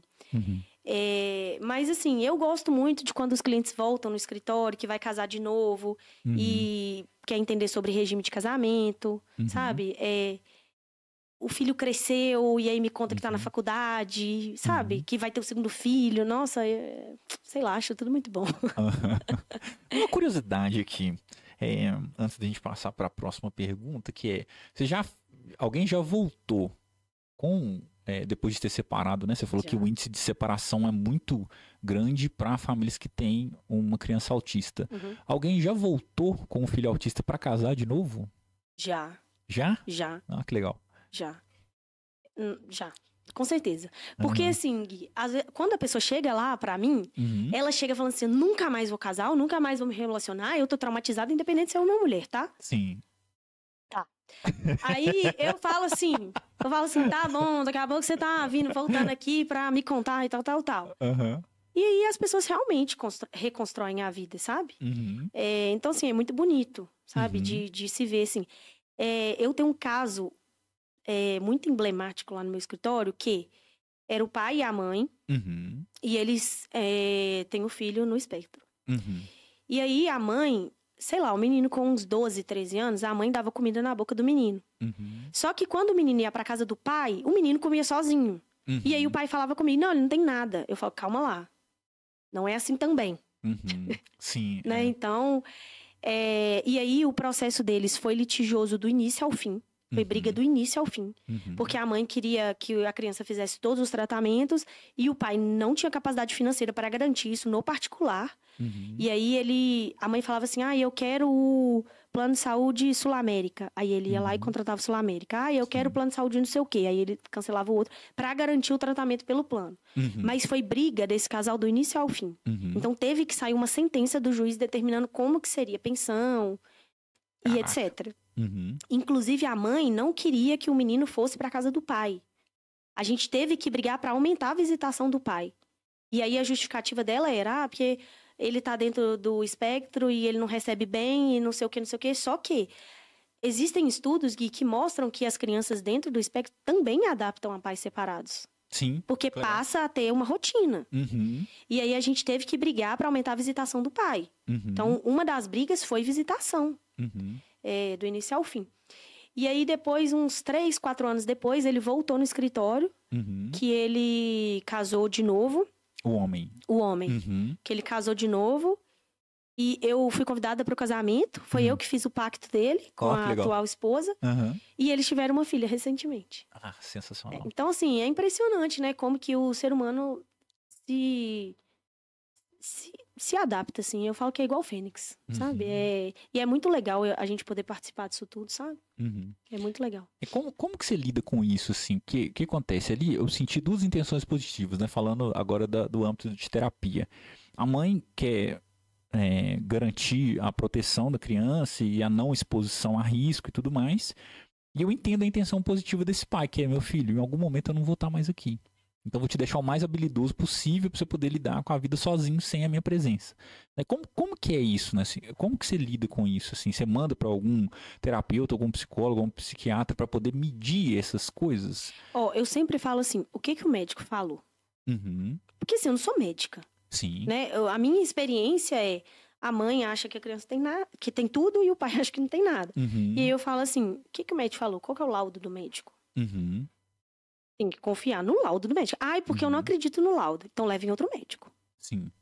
Né? Então, e aí, o Gui, assim, eu entendo os pais que às vezes não participam, às vezes eles têm que ter 2 empregos para bancar e etc. Uhum. Mas se não tá confiando, ele, na hora que ele tem ali a guarda compartilhada, o direito de visita, ele pode levar no médico. E aí eu falo, então leva no médico da sua confiança. Inclusive então, vão ajudar a esclarecer isso, que às vezes isso não acontece porque a pessoa não sabe, tipo, sei lá, a gente já estava tratando no médico, escolha da mãe ou do pai, não interessa aqui, e o outro lado quer levar num outro médico, então isso aqui não fere nada do direito, nem da criança, nem nada não, então não, pode fazer... Pode. Tá. O que acontece? No nosso ordenamento fala que hoje a regra é guarda compartilhada. O que significa isso? Que as decisões importantes em relação ao filho, elas devem ser tomadas em conjuntos. Ou seja, pai e mãe estão em pé de igualdade para resolver sobre tratamento médico, sobre plano de saúde, sobre escola, eles estão em pé de igualdade. Né? Essa é a nossa regra do nosso ordenamento. Porém, o que acontece na prática é que quem tem o domicílio toma as decisões. Então, como eu falei, 85% dos domicílios são com as mulheres. Então, 85% das mulheres tomam as decisões porque tem um domicílio. Eu sou um pai que eu tenho a guarda compartilhada e eu não estou acreditando nesse médico. Eu posso levar em outro? Pode. Na hora que tiver no direito de visita seu, que você tiver com a criança, você marca um médico e leva a criança. Porque para você discutir com a mãe, né, que quer fazer um tratamento e você não quer fazer um tratamento, você tem que ter um laudo médico. Porque se você não é médico, quem vai falar é o médico, né? Não é você. Não é eu acho que tem isso ou tem aquilo. Então, você pode sim, na hora que você estiver com a criança, levar ela no médico para ele fazer um laudo. Pode. Sensacional. Tá em pé de igualdade quem tem guarda compartilhada. Não, maravilha. Eu achei bom esclarecer isso porque às vezes a pessoa conhece, né, um método que é mais eficaz, estudou, entrou em contato com um profissional, o profissional demonstrou ali, mas ela fica com receio de levar porque vai dar briga, isso aqui fere alguma coisa, né? Agora você quer coisa mais polêmica? Manda ver. O seguinte, pai e mãe, pela lei da guarda compartilhada, estão em pé de igualdade. Não, o pai quer uma coisa, a mãe quer outra coisa. Quem decide, na teoria, seria o judiciário. Na teoria, a lei fala que é o judiciário. Qualquer litígio entre pai e mãe pode ser levado para o judiciário, etc. Mas quando chega no judiciário, aqui é bem polêmico, tá, Guilherme, que eu vou falar. Manda ver. O judiciário é muito para a mulher. Porque assim, né, a gente sabe que existe muito pai responsável, que só quer fazer picuinha mesmo. Enfim, né, como eu falei, 85% dos domicílios são das mulheres. E aí a gente escuta coisa bizarra do promotor, tipo, quem tem domicílio decide. Né? Então, ele fala assim, nem quando era casado, eles concordavam com tudo, não vai ser agora divorciado. Então, quem tem o domicílio decide. Só que quem tem o domicílio nem sempre toma as melhores decisões. Então, a teoria da guarda compartilhada está em pé de igualdade. Discordou, quem decide, quem tem o domicílio. Entendi. Tá. Polêmico. Não, é sensacional, porque assim, esclarecer isso facilita muito para as pessoas, né, entenderem o contexto. Então, por exemplo, assim, tem domicílio, vamos supor, eu tenho separei da esposa, tá lá uma criança autista e tudo mais, a esposa tem o domicílio, a ex-esposa tem o domicílio, mas eu tô sentindo que não está funcionando o tratamento. Como que eu faço para interferir nisso de maneira positiva, né, assim, pró-criança? A primeira coisa que se faz é leva num médico da sua confiança, pega um laudo e qual a sugestão de tratamento. Aí a gente vai comparar um com o outro. Essa é a primeira coisa. Sim. Porque às vezes você tá achando que a criança não tem nada, vai chegar lá, vai te dar um laudo igual que a mãe já tem. E às vezes e aí não tem litígio. Sim. Ah, não, é muito diferente. É muito diferente. Falou que um tá no espectro autista altíssimo, o outro que não tem, que não tá dentro. E aí, como é que você decide? Ó, eu sempre falo para meus clientes, primeira coisa, a gente vai tentar resolver de forma extrajudicial. Que é, chama todo mundo para uma reunião. Sim. Eu como advogada do homem ou da mulher, o outro como advogado do homem e da mulher. Existe um conceito no direito que chama coparentalidade, que é você mudar a sua comunicação, porque antes era casado, agora você não é mais. Né? Então, é você adequar a sua comunicação para você conviver bem. Chama coparentalidade isso. Então, o que é o ideal? Eu falo, primeiro pega o laudo, vamos comparar o laudo. Depois a gente chama para conversar. Se for possível fazer um acordo nesse momento, ótimo. Ah, não é possível. Aí tem que judicializar. E aí mostra os porquês, quem não tem domicílio deve prevalecer. E aí o juiz decide. Entendi. Então, sim, eu tô com uma outra dúvida, que foi muito legal que você explicou agora, que é, por exemplo, o laudo de quem não tem o domicílio mostrou melhoria na criança. Independente do outro concordar ou não, vai judicializar? Assim, aliás, o outro discordou do laudo que é mais eficiente. Vai judicializar a si mesmo ou só pelo ganho que a criança teve no tratamento já decide pelo melhor tratamento? Como é que é isso? Como que funciona um processo judicial? No Brasil, se eu cismo com sua cara ou você cisma com a minha, a gente pode processar. Né? A gente não precisa ter uma prova robusta e etc. Né? A gente entra com o processo, mas não quer dizer que vai ganhar ou não. Então, quando vem uma coisa muito absurda, eu falo com o meu cliente, isso aqui é absurdo, a gente não vai processar por causa disso. Né? Vai para um psicólogo. Você mandar a pessoa que está tentando processar para o psicólogo. Sensacional. Né? Então, agora sim, é um tratamento que a gente até falou, né? Quanto mais precoce o tratamento, melhor. Então, assim, vou te dar um exemplo real que eu tive no meu escritório. A escola mandou a criança fazer psicopedagoga. E aí a mãe tem um domicílio, a mãe levou no médico, o médico prescreveu o tratamento, e o pai não aceitava o tratamento. E era guarda compartilhada. Sim. E aí, a mãe falava assim, Marina, mas eu queria que ele participasse, ele é bom pai, só que ele tá boicotando o tratamento, e não sei o que, não sei o que. Eu falei, fulano, vamos fazer o seguinte, vamos tentar extrajudicial? Primeiro, vamos tentar conversar com ele. E eu fazia reunião com ela para eu preparar ela a negociar com o pai. Então, tipo assim, não, então tá, eu vou ceder, a gente tenta do seu jeito primeiro, o prazo é tal, se não der certo, a gente vai seguir com o meu plano.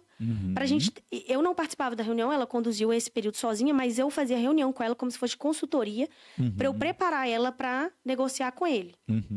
Beleza, aí ela cedeu e fazia o tratamento do jeito que o pai queria, porque ela queria que o pai participasse.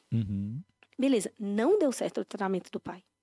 E aí ela precisou entrar com um tratamento meio que à força. Sim. E uma das coisas que o pai falava era assim, não, porque pela guarda compartilhada eu não concordo e babababá. Aí eu falava com ela, fulano, deixa eu te falar, você tentou trazer ele pro tratamento. Ele não quis.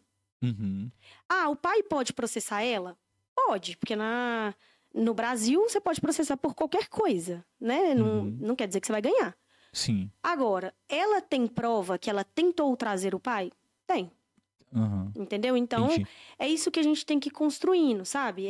Tem prova, tentar conversar, não vou conversar, emburra, não. Maturidade, né? Assim, Guilherme, eu falo assim, problema de adulto, de emoções, é válido. Um processo judicial, a gente traz muito isso, né? Só que o adulto tem que tratar isso na terapia. Entendeu? A gente, num processo judicial, a gente precisa preservar a criança. Sim. Né? Então, é importante... E aqui eu não estou falando para pai e mãe abrir mão de direito que é deles. Então, a mulher abre mão disso. Não. Sim. É assim, a mãe quer fazer um tratamento, o pai quer fazer outro. Tá, tenta conversar. Mas eu tenho raiva, eu não gosto dele, eu não quero conversar. Trata num terapia, psicólogo. Né? Aqui. E você sabe disso que eu mando muita gente pra você, né? Faça constelações familiares. Então, assim, a gente ainda tem que lidar com isso. Né? Às vezes tem uma medida protetiva que pai e mãe não pode conversar. Tá. Tem todos esses contextos. Né? Caraca, mas eu sempre tento Primeiro, sem o judiciário. Sempre. No meu escritório tem um setor de acordo, que é para tentar fazer acordo. Ah, não é possível. Ok, tem que judicializar. A gente judicializa por qualquer coisa? Não. Agora, o pai tem um tratamento... tô pelo pai. Eu tenho muito cliente homem que quer aumentar o direito de visita, que quer conviver mais com o filho, que quer participar do tratamento e, às vezes, a mãe não deixa. Então, a gente tem que judicializar. Sim. Tem que garantir a lei da guarda compartilhada. Eu tive um processo no meu escritório em que o pai tem a guarda compartilhada, a criança fica metade do tempo com o pai, metade com a mãe. O pai a menina precisava operar de adenoide. A adenoide é uma coisa simples, não importa. Quem é pai presente tem o mesmo direito em pé de igualdade com a mãe. Aí a mãe falou assim, eu vou operar dia 17. Aí o pai falou assim, não, dia 17 eu não posso. Pode ser dia 18? Porque dia 17 eu tenho compromisso, não sei o que, tal. Não podia. Sim. Ela operou a menina sem o consentimento do pai. Nossa. A gente levou pro judiciário? Sim. Pedimos para fixar a multa por descumprimento de guarda compartilhada. Então, sim, né? Tem pé de igualdade. E tem muita picuinha, né? Muita bobagem. Então, o cara queria participar também junto, né? Mostrar que tá presente, sim, eu que tenho ama. esse processo. Sim. Cumprimento de guarda compartilhada. E que é uma cirurgia, não é uma coisa simples. Pode ter complicações, sim. Não é levar num médico de rotina. Né? Então, sim, entramos com processo de descumprimento de guarda compartilhada. Caraca, muito louco. O trabalho é muito importante, parabéns. Então, tem esses dois extremos. E aí, a gente, como advogado, a gente tem que estar sempre ponderando. Né? O que é em benefício da criança, o que é picuinha dos adultos. Né? Então, a gente tem que trazer essa parte mais racional mesmo. Poder ajudar a equilibrar as coisas, né? Como que você lida com a burocracia e também com a falta de informação que as famílias enfrentam, assim, né? De acessar o direito. Às vezes a pessoa não sabe, ela quer judicializar, mas não tem documento nenhum, ela não levou no médico, ela não tem laudo, ela não tem nada. Às vezes é até um achismo dela, a condição do filho. Como que você lida com isso? A pessoa, quando ela chega no meu escritório, geralmente ela não tem todas as informações necessárias. Porque às vezes ela não sabe o que ela precisa ter para judicializar uma demanda. Então, a gente orienta, dá todas as orientações e fala, pré-requisito para entrar com o processo é o laudo com CID da doença. Sim. Com o tratamento médico. E aí a gente orienta, né? E aí a gente vai orientando, a gente tem o setor de cadastro lá no escritório que vai dando o check dos documentos que forem enviados e vai falando, tá faltando esse, tá faltando aquele. Ah, legal. Tem uma orientação. Isso, e aí... Pra pessoa ir adquirindo os... Indica, por exemplo, as clínicas, né, que eu atendo para poder dar um suporte melhor em termos da área da saúde, porque eu não sou da área da saúde, né? Eu só recebo os documentos ali para eu poder entrar com o processo. Mas a gente vai orientando e vai ajudando. Não, faltou esse documento. Aí a gente olha, esse documento é pré-requisito? Não é. Tá bom, então não precisa dele. Né? Não vamos criar mais burocracia para...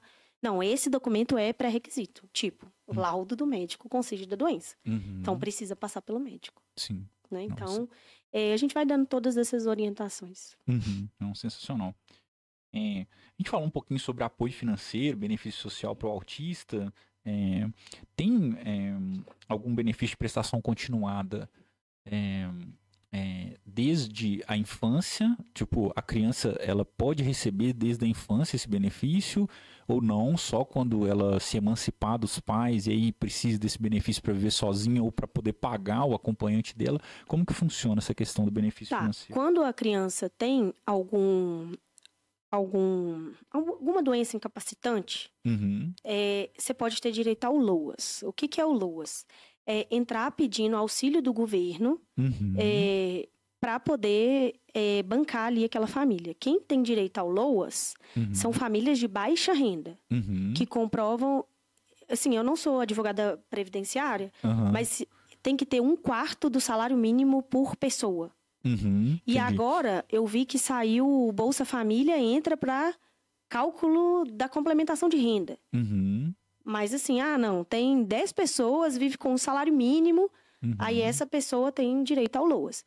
Aí isso é feito, né, através de um processo judicial, no previdenciário, que é contra o INSS.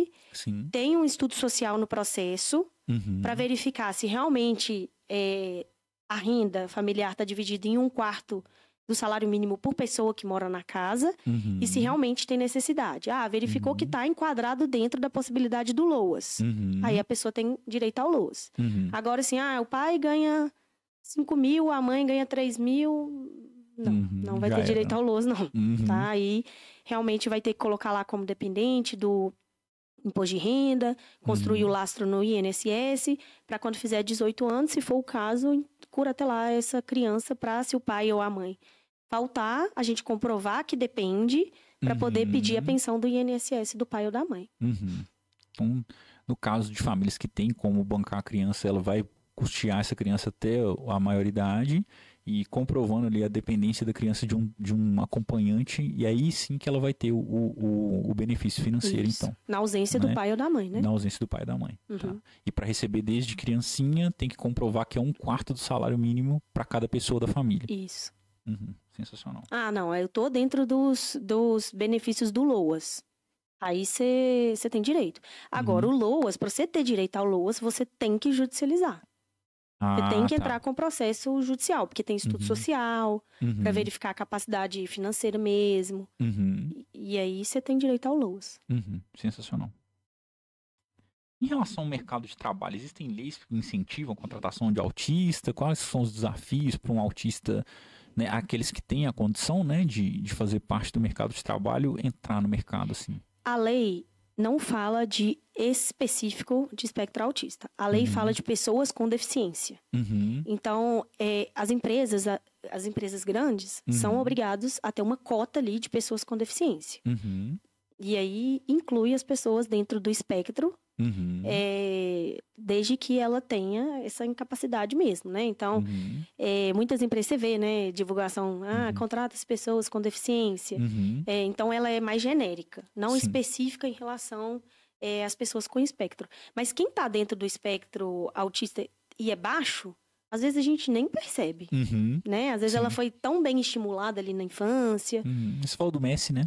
Que a gente nem percebe mesmo, né? Então, mas a lei é genérica, que fala de pessoas com deficiência. Nesse processo de contratação, a pessoa tem que responder eficientemente à empresa? Não? É só uma coisa de justiça social? Como que é isso, assim, para a empresa agora, falando um pouco da empresa? Porque às vezes tem algum empresário escutando a gente também que quer contratar, né, algum autista. Você vai contratar a pessoa com deficiência ali, né, dentro da capacidade de cada um. Porque, por exemplo, eu sei que muito supermercado contrata pessoas com síndrome de Down para empacotar. Não tem como a gente, às vezes, cobrar de uma pessoa com deficiência alguma coisa que tá na limitação da pessoa, né? Você pode cobrar dela ali o que é da limitação dela. Então, assim, eu contratei uma pessoa que não tem capacidade de fazer conta matemática porque nunca estudou. Aí você começa a cobrar conta matemática, ela não vai corresponder. Mas as empresas de grande porte, elas têm que garantir uma cota mínima. Então, se elas querem demitir a pessoa com deficiência, não tem problema, pode demitir. Mas elas têm que contratar outra. Entendi. Entendeu? Então, tem uma cota mínima das empresas grandes terem que garantir essa cota mínima. Até por causa de inclusão social. Sim. É porque eu tô perguntando isso por causa do seguinte, no BH, vou fazer compra no BH muitas vezes, e aí tem pessoas com deficiência física, né? Tipo, às vezes tem alguma paralisia de membro superior, por exemplo, e aí ela tem que fazer o processo lá de cobrança. Ela trabalha no caixa, por exemplo. E é super de boa para ela, né? Porque a cognição tá preservada e tudo mais, então aquela deficiência não atrapalha e ela também não é posta numa condição onde aquilo ali vai ser um problema para ela, né? Perguntando nesse sentido, se existe, tipo, a contratação antes de verificar as capacidades? Não, eles podem verificar a capacidade. Por exemplo, surdez, perda auditiva, às vezes a pessoa escuta, em vez dela ter 100%, ela tem 70%. Isso entra para contar na quantidade de pessoas com deficiência na empresa. Então, a pessoa que tem uma perda auditiva, às vezes pode fazer tudo. Né? E aí ela vai ser cobrada igual todos os outros. Mas ela está enquadrada dentro daquela capacidade. Legal. Quais os principais cuidados que a família do autista deve ter na busca de um advogado? Agora sim, né? Como checar antes de contratar? Porque assim, às vezes a gente está no desespero, os nossos filhos estão, por algum motivo, precisando ali do tratamento. E aí a gente contrata a primeira pessoa que aparece na nossa frente, a pessoa não é especializada nisso, não entende nada do que está fazendo, a gente vai perder tempo, perder dinheiro e nosso filho vai passar perrengue. Então, quais são os cuidados? Tá, assim, primeiro, o grande problema da advocacia que eu acho é que a gente tem muitos advogados generalistas. Uhum. Então, a pessoa faz trabalhista, tributário, não sei o quê, e saúde. Uhum. Né? Então, ela é generalista. Só que quando o bicho pega, não é o generalista que consegue resolver. Uhum. E aí, alguns pontos importantes é assim, o fulano é mais barato. Ó, vou fazer uma analogia aqui. Que é o seguinte, quando você tá tendo um infarto, você quer que o clínico geral te atenda ou o cardiologista? Cardiologista. E para advocacia vale a mesma coisa, entendeu? Eu pego lá no escritório muitos processos Frankenstein que iniciaram com o generalista. O que é o processo Frankenstein? O que é eu isso? falo assim, o que o advogado tá pedindo aqui? Entendeu? Entendi. Porque iniciou com o generalista. Uhum. Então, assim, quando vai contratar um advogado, verifica a capacidade que ele tem daquela área. Né? Então, eu preciso entrar com um processo para garantir os direitos do meu filho que está no espectro autista. Ok. Esse advogado tem capacidade de fazer isso? E assim... Aí, pra gente verificar essa capacidade é o quê? Rede social, tanto que ele fala sobre isso, tanto que ele atua nessa área? Sim. Você vai numa consulta, ele está entendendo o que você está pedindo? Ou ele está concordando? Ou ele está falando que você pode tudo? Sim. Né? Então, assim, a gente precisa entender os conhecimentos ali. É igual quando você vai no médico, né?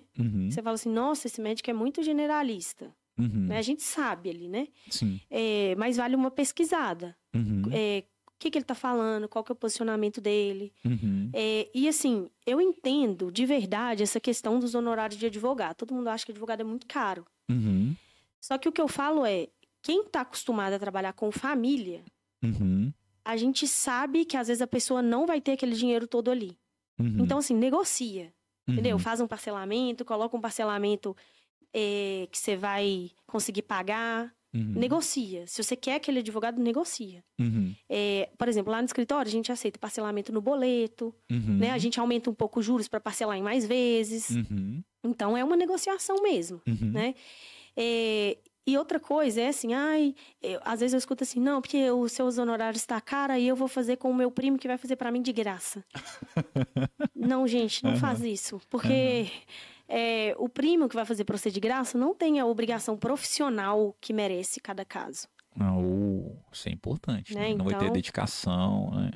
Então assim, é isso, assim, porque meu primo vai fazer, porque não sei quem tem um AB. E é engraçado que às vezes o povo fala assim, eu falo, o que você trabalha? Eu falo, sou advogada. Mas você atua? Aí eu falo, mas o que é um advogado que não atua? Porque se não atua, não é advogado.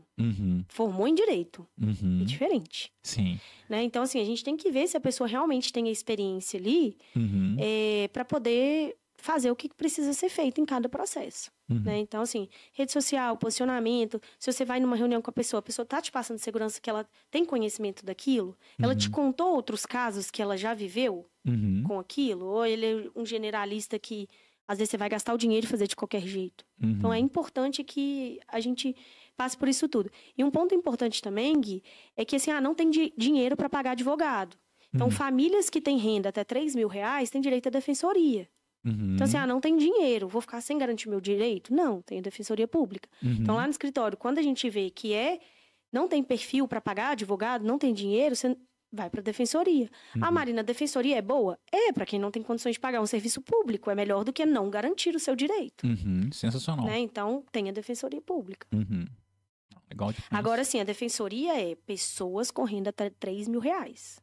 Mas eu ganho 4. Não entra no perfil da defensoria. Aí tem aquele cálculo também de 40% do dinheiro para cada pessoa da família ou não. Só fixo 3 mil? Em torno de 3 mil. Então, eu ganho 4. Não é perfil da defensoria. Então, você vai ter que sacrificar um pouco ali para poder pagar um advogado. Sim. Tá? Porque senão, todo mundo quer o de graça, né? Então, sim. A Marina, a defensoria é boa. A defensoria é um serviço público, que atende muito bem a população pelo volume que ela recebe. Mas ela não é um serviço particular. Se você tem condições de pagar o particular é melhor. Médico também é assim, né? Sim. Você prefere o SUS ou você prefere um médico particular? Mesma regra. Sensacional. Marina, bullying e discriminação, né, ainda são realidades aí nos lugares, tanto empresa, escola, ambientes, né? Quais são os caminhos legais para combater isso no caso de autistas, que realmente vão ter um dano com isso? Ai, assim, Gui, bullying é complicado, né? Porque a gente, como pai e mãe, sim. a gente já fica puto, né? De outro fazer com nossos filhos. Eu brinco com o Marco Túlio que eu não tenho maturidade de ficar em espaço kids com crianças sem educação. Eu fico muito puta, Guilherme. Eu não sei, eu sei. Chega uma criança aleatória e bate na minha filha. Aí eu fico assim, como assim? Cadê o pai dessa criança? Cadê a mãe dessa criança? Sabe? Sim. E Você aí... fica procurando pra poder dar um berro logo com o pai e com a mãe. Tem hora que eu estresso. Outro dia a menina jogou um balanço de madeira em cima da Maria Laura. Nossa. Só que não pegou. Só que eu fiquei muito puta. Eu falei, Marco, vai lá. Porque senão eu vou brigar com a criança. E aí, bullying, né? É maior ainda, né? O sentimento do pai ali. Porque às vezes o bullying tá ali todos os dias na escola, né? Seu filho chega ali desmotivado. Porque eu sou assim, assado, né? E vai jogando a autoestima da criança cada vez mais para baixo, né? E aí eu falo muito com os pais, ó, primeiro caminho é conversa com a professora, mostra para a professora.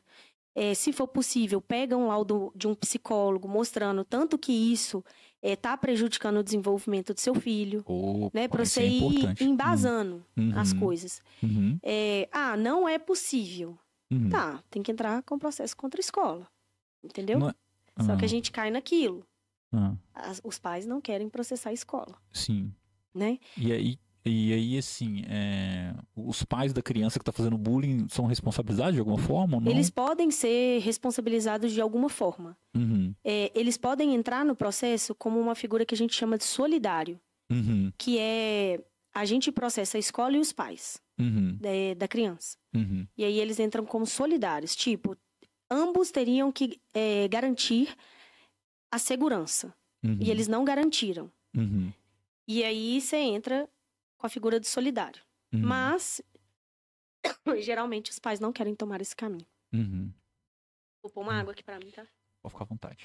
Eu tava demorando a tossir. Não é?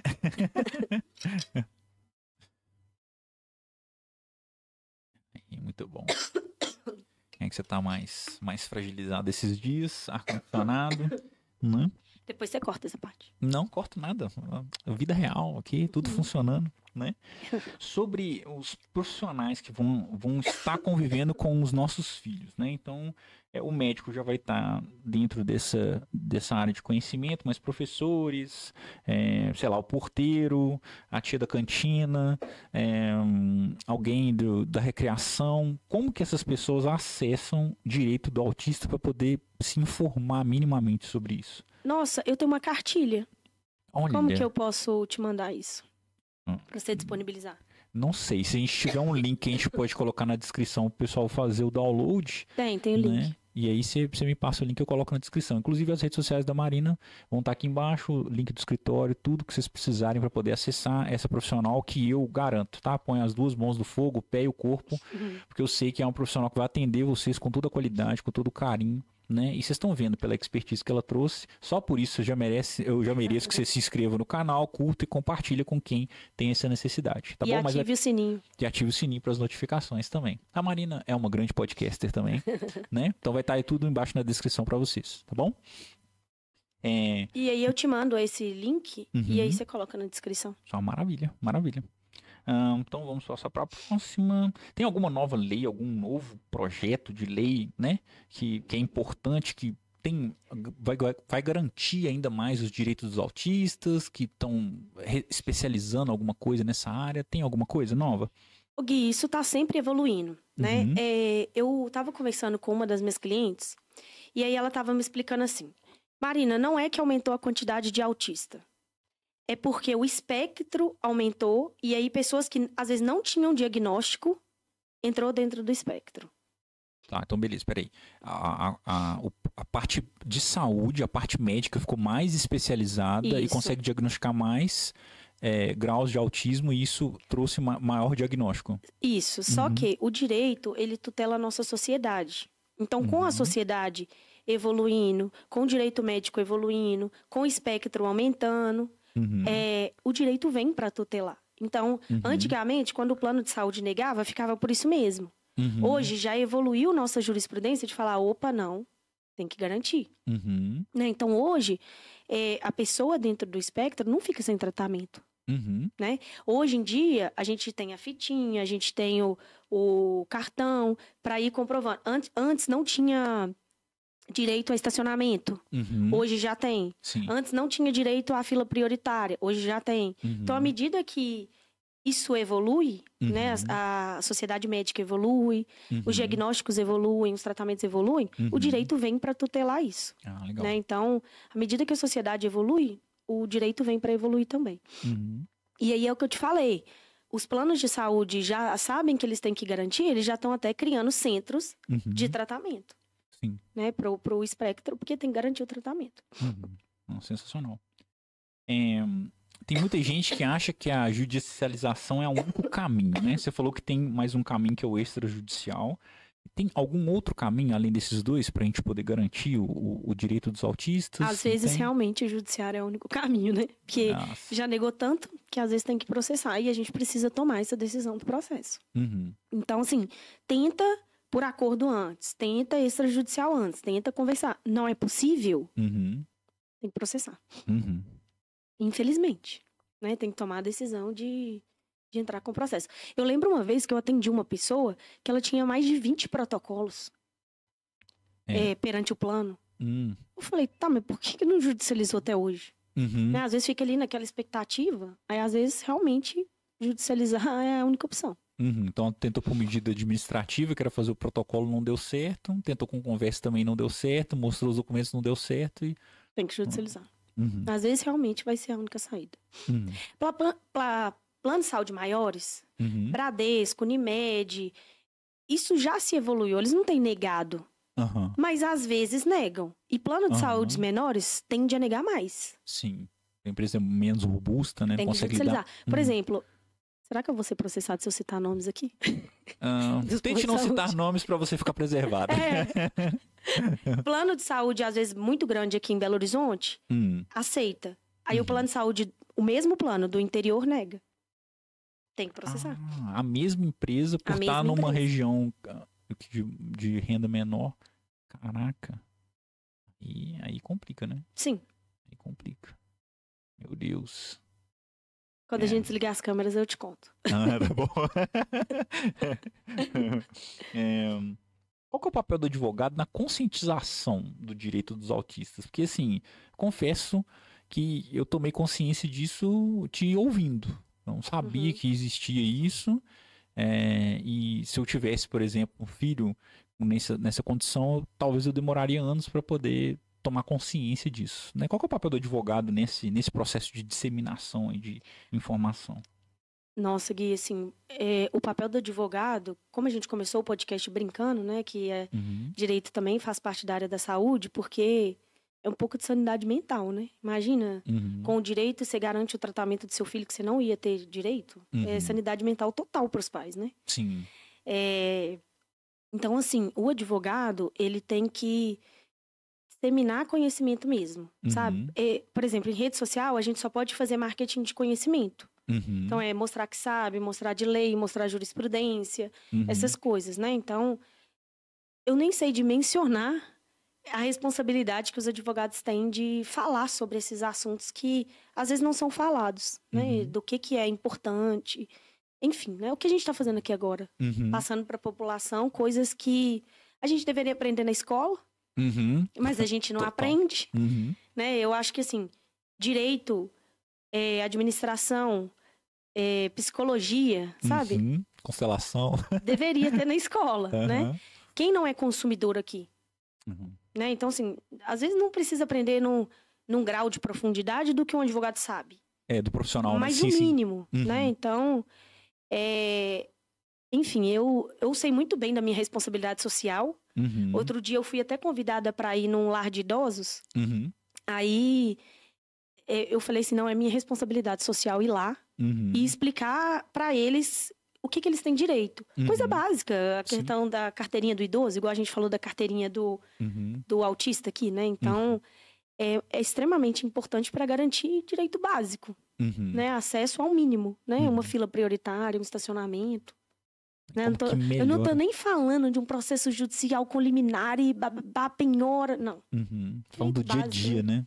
Do dia a dia, melhora do bem-estar no dia a dia, na qualidade de vida, né? Sensacional. Olhando para frente, qual que é o maior desafio, a maior promessa do direito dos autistas aqui no Brasil? O que você sente, assim, sobre isso? Nossa, assim, eu não sei, né? Porque a gente depende de uma evolução social, né? O direito tutela a evolução social. Mas se você fosse perguntar para mim de sonho, eu acho que seria a igualdade, né? A equidade ali de...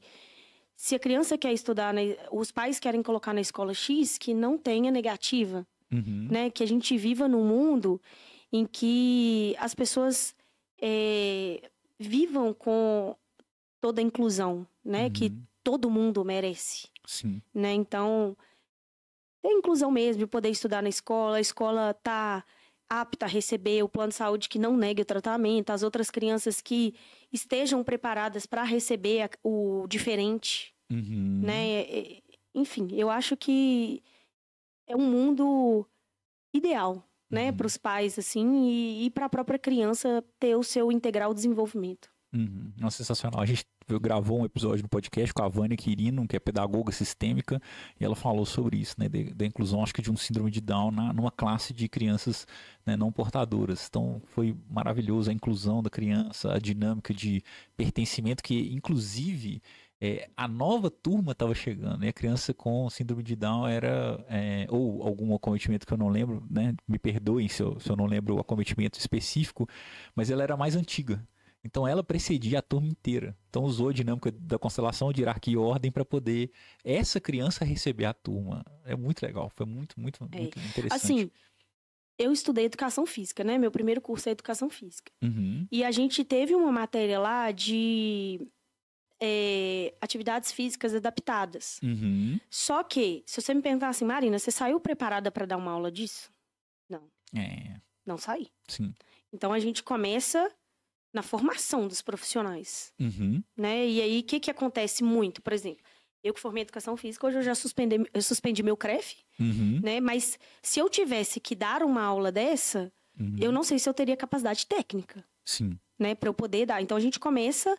E aí, muitas vezes, acontece da criança ali, que é cadeirante, paralisia cerebral, enfim, ficar no canto, na aula de educação física. Sim. Né? Então, começa pela formação do profissional. Né? E, às vezes, não é porque ele não quer dar aula, porque às vezes realmente ele não sabe. Né? Né? Então, eu acho que começa por aí mesmo, sabe? Muito mais do que lei, né? Sim. Enfim, é a formação. Informação, sim, correta. Marina, sua câmera é aquela ali. Qual é a principal mensagem que você tem para os pais de autistas, né? Para que eles se sintam mais acolhidos, mais amparados? Bom, primeiro, com todo o meu carinho, assim, né? Eu sou mãe. Corram atrás do direito que é do seu filho. Então, eu acho que esse é o principal, assim, não fique com medo de judicializar, de ter que entrar com um processo. Escolha um profissional capacitado e coerente, né, do que ele fala, que não vai te prometer o avião caindo, vale $200 mil, né, que ele realmente vai te falar a verdade do que você tem direito, o que você não tem, mas a partir do momento que tem o direito nisso, corra atrás do direito, porque a infância não volta. E se a gente não começar o tratamento quanto antes, depois pode ser tarde demais. Então, não fica com medo de judicializar, de correr atrás do que é direito do seu filho e faça o que precisa ser feito em prol da criança. Então, eu acho que esse é o principal ponto. Né? Nós que somos pais, né, a gente vê passar tão rápido, né, Gui? Então, quanto antes, né, o diagnóstico precoce, o tratamento precoce, melhor para a criança. Sim. Pra gente finalizar, eu sei que você é muito ocupada, cheia de processos para garantir a felicidade e bem-estar e direitos dos autistas e de várias outras pessoas, né? Qual que é o conselho final que você tem pra galera que quer ajudar nisso, quer conscientizar, né? Então você já deu uma dica maravilhosa que a gente vai colocar aqui na descrição, que é o link para poder estudar mais sobre a lei, né? Que garante os direitos dos autistas, mas para a pessoa estar mais envolvida nesse movimento e conseguir educar os pais, professores, por exemplo, que podem se educar mais. Qual que é o conselho final que você tem? Você pode olhar para a sua câmera também e falar com eles. Na internet tem muita coisa, né? A gente tem que filtrar o que é verdade e o que não é verdade, né? Mas tem muita coisa, né? Muito conhecimento no YouTube, igual a gente está aqui falando. Eu passando a experiência do dia a dia para vocês, então tem muito conhecimento. Mas assim, procure grupo de pais que tá na mesma situação, né? Porque quanto mais a gente pertencer, melhor, né? Então, tem muito grupo de pais, o grupo da escola, outros pais que estão na mesma situação, tipo, junta, faz um movimento forte, sabe? Em prol da criança. E assim, não sei ninguém. Me chama, a gente conversa, né? Procura um advogado especialista para você poder garantir o bem-estar do seu filho. Acho que é isso. Sensacional. Marina, muito obrigado por ter aceitado o convite. Eu que agradeço. Foi ótimo. Ficava aqui mais 2 horas. Que delícia. Falando de direito, processar os outros. Muito bom. Você vai voltar aqui daqui algumas semanas para frente, né? Pra gente poder falar de regime de bens no casamento. Eu acho que é um assunto extremamente importante e ele também lida com saúde, né? Pra gente poder ficar à vontade dentro de casa. Vou falar uma coisa. Eu gosto muito de falar de divórcio. Porque é meu dia a dia real, assim, sabe? Eu escuto muito depoimento, enfim. Não do divórcio, né? Como a gente falou, assim, de como que as pessoas se reconstroem. Se elas soubessem disso antes. Muitas vezes eu falo assim, mas você falou isso para ele? Não. Né? Então, eu gosto muito desse tema, assim, sabe? Que é meu dia a dia raiz, né? Sensacional. Muitíssimo obrigado, viu? Eu que agradeço. Obrigada pela oportunidade. Para uma próxima vez. Obrigada, foi ótimo. Pessoal, então a gente vai chegando no final agora desse episódio do podcast Terapia Todo Dia. Espero que você tenha gostado bastante. Se você tem alguém que tem um portador de autismo na família, entregue esse vídeo para ele. Deixe essa pessoa se orientar. A Marina deu informações brilhantes para poder você garantir os seus direitos, ter uma vida mais leve. A Marina deu dicas, inclusive, de comunicação, né, entre os cônjuges para poder ficar as coisas muito mais leves, muito mais tranquilas, as decisões, médicos, passo a passo. Então, encaminhe esse vídeo para as pessoas, se inscreva no canal, curta, porque é muito importante para que a gente leve mais informações de qualidade, né, sobre a área da saúde, a área do direito, que é correlata com a saúde, e a gente possa viver uma vida muito mais equilibrada, tá? Então, até o nosso próximo episódio. Tchau, tchau. Valeu!